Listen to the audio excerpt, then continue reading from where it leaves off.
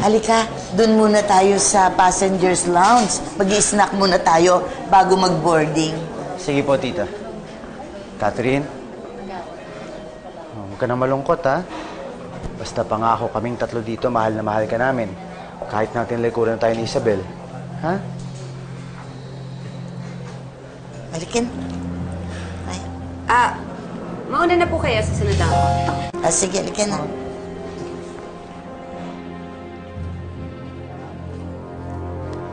Hello?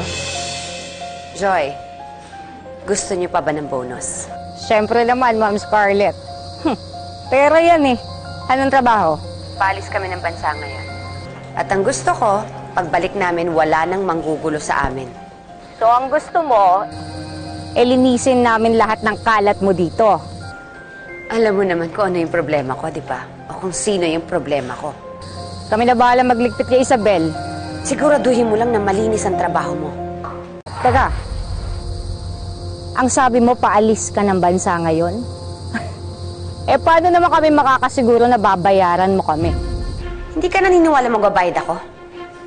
Pagkatapos, ipapadala ko agad yung pera. Ang mabuti papuntahan mo si Isabel ngayon. Ite-text kita kung saan mo siya matatagpuan. Teka. Paano kung sumabit? Ha?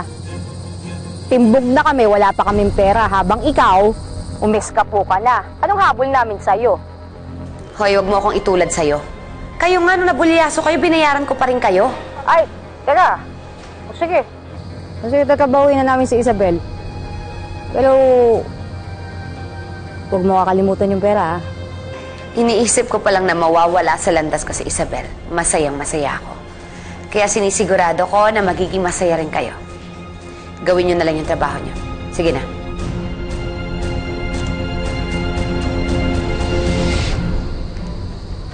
Hoy, kayo huwag muna kayo magpakabatugan dyan, ha?